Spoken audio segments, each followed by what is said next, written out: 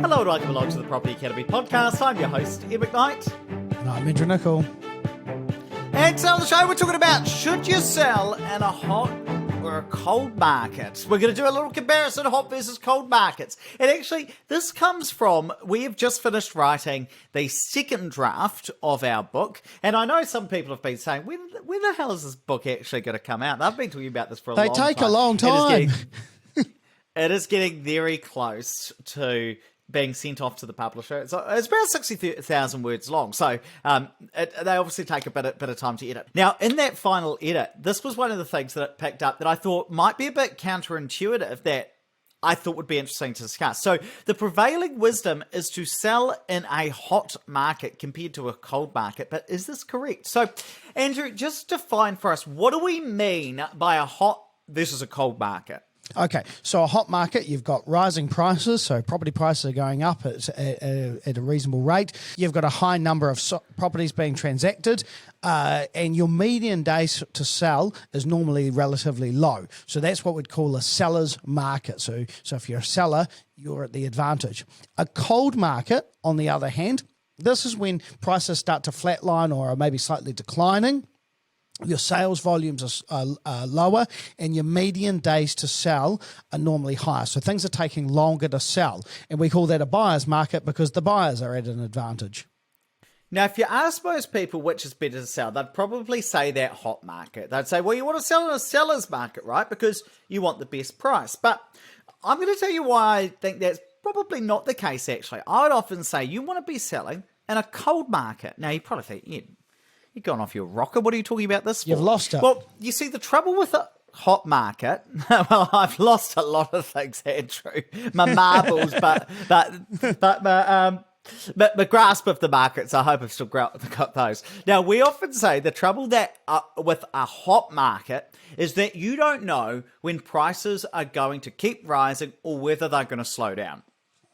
So the risk with a hot market is that you sell too early and end up missing out on some of the gains you otherwise would have made. And we're specifically talking about if you're selling an investment property or you're downsizing somewhere where there's actually going to be a windfall. Because of course, if you're selling an owner-occupier house and you're buying an equivalent owner-occupier house for yourself, well, you're buying and selling in the same market. That's not going to have much of an effect. But if you're selling an investment property or you're downsizing such that there's going to be a windfall, so an amount of money that comes out from that transaction after you purchase a new house, then this is where you really want to think about this. And as we said, in a hot market, there's no way to really tell when it's going to peter out. So you might end up selling what we would call too early. The thing is that in a cold market, you often know when that boom is over because prices are stagnating.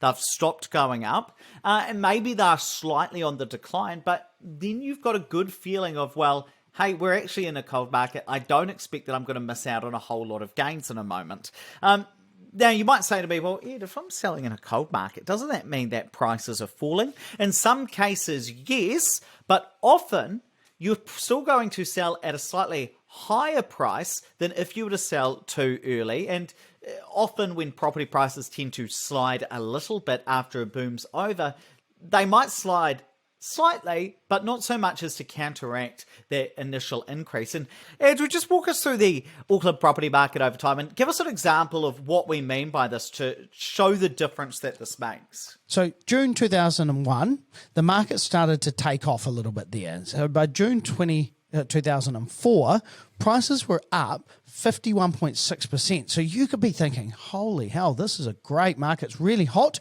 Great time to sell my property, right? Wrong.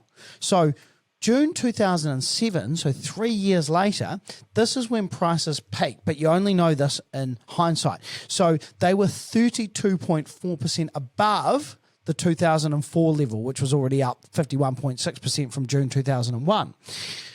Now, at the end of 2008, this is when New Zealand was in recession, prices dropped by 13.2% compared to their peak at their very, very worst. So if you'd taken the opportunity to sell in June 2004, yes, you're up 51.6%, but if you'd held out and sold in the cold market of 2008, you would have sold for 14.8% more than right in the middle of the hot market.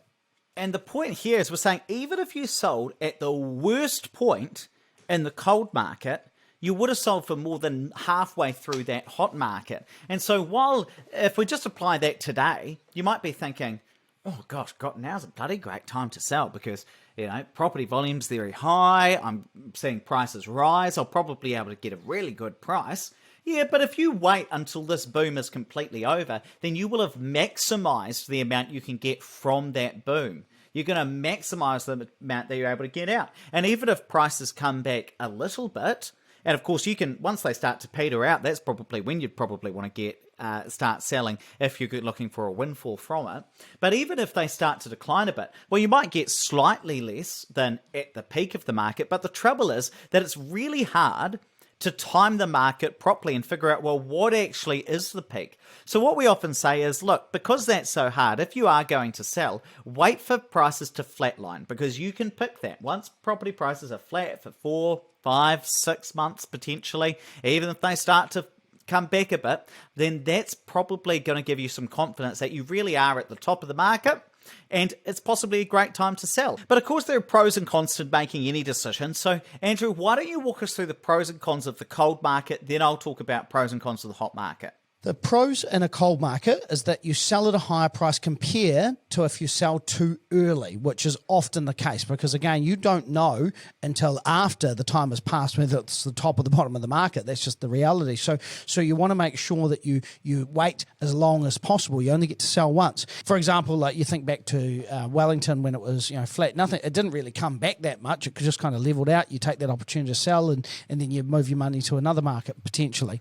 And the other benefit to a cold market is that you've got more time to find an alternative place to live if you're moving house personally. So often because things are moving slower, there's less competition, that can be a great time to find another house for yourself. The downside, of course, though, is it might take longer to sell your own house and you might have less ability to negotiate as a result of that. And probably in situations like this, you're unlikely to use competitive sales process like an auction or something like that. You probably just do a normal negotiation. And potentially you miss the peak. That's the other thing. If the market does come back 5%, okay, well, that's 5% you could have had as well. Ed, tell us about the pros and cons of a hot market. Well, just to pick up on that as well, Andrew, around missing the peak. I think people obsess a bit too much about hitting the peak because you don't actually know until after the fact whether that's the case. But because we're probably, I don't want to say more conservative, but I suppose we're more fans of certainty. And you can usually tell after prices have flatlined, oh yeah, we've hit the peak. The peak's gone, but I might be slightly under that, but that's okay. I think that most people that I've seen that have sold properties, they tend to sell kind of mid or towards the end of the hot market. Very few people actually hold on till that cool market, based on my experience of dealing with investors. And it makes sense, right? Because people think, I've got to sell in this hot market. But actually, when you look at the data, often if you sell afterwards, slightly after, you can get you maximize the amount that you've got from that boom. Now, in terms of the hot market, the major pro is quick sales. So if you want to move really quickly and you don't want to wait around, then a hot market's going to be great because you'll be able to sell it really quickly and lots of ability to negotiate other things. So, for instance, if you wanted to negotiate quick settlements or something that's going to favour you, I'm talking about other than price, then you're more likely to be able to get those in a hot market where there's more competition compared to a slightly cooler market. But the big con, as we've talked about, is that you might sell too early and you might actually be able to get a better price in the cool market after that market momentum dissipates. But of course, what this really, and I do want to dig into this a bit again, this is really going to affect people if you're selling an investment property and moving the money into something else. If you're moving straight back into the property market itself and purchasing a lot of other properties, has less of an impact because you're buying and selling in the same market. Same if it's an owner occupied. This is going to apply less because in that case you're just switching properties potentially. But if you're downsizing if you are selling an investment to move that money into somewhere else, that's where you would really think about these. Just one other thing I want to add about a hot market is often with a hot market, if you've got a really unique property or a high-end property, that can be a good time to sell that as well. Once the market cools off, often that's a result of maybe, you think back to the recession. Okay, well, people are closing their businesses. These might be the business owners that are more likely to buy something like Britain Stables, which is being sold by one of our team at the moment, and so that could be a $8 to $10 million a building that probably not a lot of people are going to buy if they're just on a salary, and so you do have to think about it as a case by case basis if it is one of those more specific properties, and of course lending is often a little bit easier in a hot market because banks are more confident. Yeah, that is a very good point. And if we think about the $22.5 million property we talked about maybe a month or so ago, obviously that's going to be much easier to sell in a hot market compared to a cool market because they take so long to sell anyway.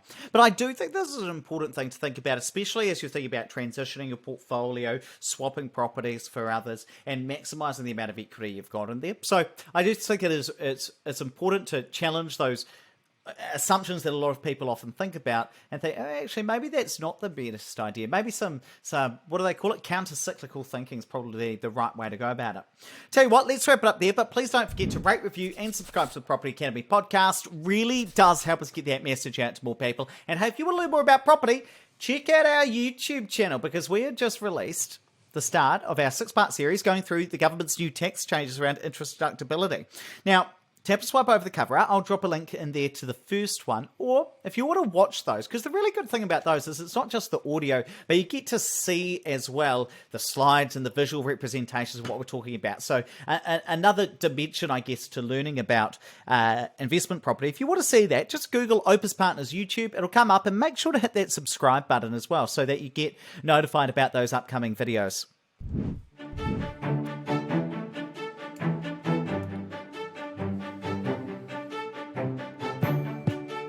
Thanks for listening to the Property Academy podcast. I'm your host, Ed McKnight. I'm Andrew Nicol. And we're going to be back again tomorrow with even more daily strategies, tactics, and insights to help you get the most out of the New Zealand property market. Until next time.